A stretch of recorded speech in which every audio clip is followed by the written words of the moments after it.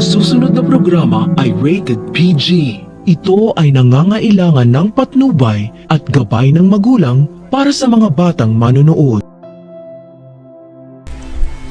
Wala nang kawala si Zoe dahil nabisto na ni Annalyn na may kinalaman sila ni Moira sa pagkawala ni Lolo Pepe, kaya nagsumbong si Annalyn sa tatay RJ niya at kay Giselle.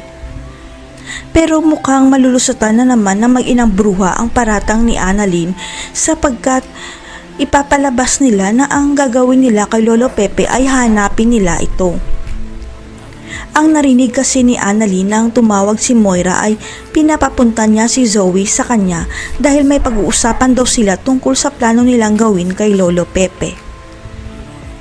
Ang hindi alam ni Annalyn, ang plano ni Moira ay perahan muna ang pamilya Tanyag bago nila dispatsahin ni Balahadja si Lolo Pepe para hindi na ito makapagsumbong pa. Pero hindi naniniwala si Annalyn sa palusot ni Zoe at Moira at malakas rin ang pakiramdam ni Giselle at Doc RJ na si Moira ang nagtago sa tatay nila dahil sa galit o paghihiganti. Ang ipinagtataka kasi ni Doc RJ kung ano ang totoong motibo ni Moira para itago ang tatay nila at ayon kay Giselle dahil sa galit o kaya revenge kaya niya itinago si Lolo Pepe. Pero parang ayaw maniwala ni Doc RJ na kasabwat ni Moira si Zoe dahil wala naman itong galit kay Lolo Pepe.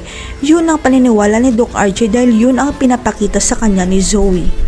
Ang hindi alam ni Zoe, kahit malaman ni Doc RJ na hindi siya nito kadugo, tatanggapin pa rin siya ni Doc RJ dahil mahal siya nito at ang ebidensya ay nasa cellphone ni Doc RJ.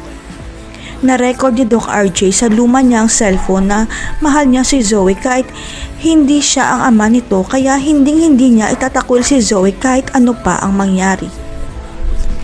Kung napanood lang ni Zoe ang buong video na na-record ni Doc RJ, siguradong hindi siya kakampi sa nanay niyang demonya dahil bine-brainwash siya nito na itatakwil siya.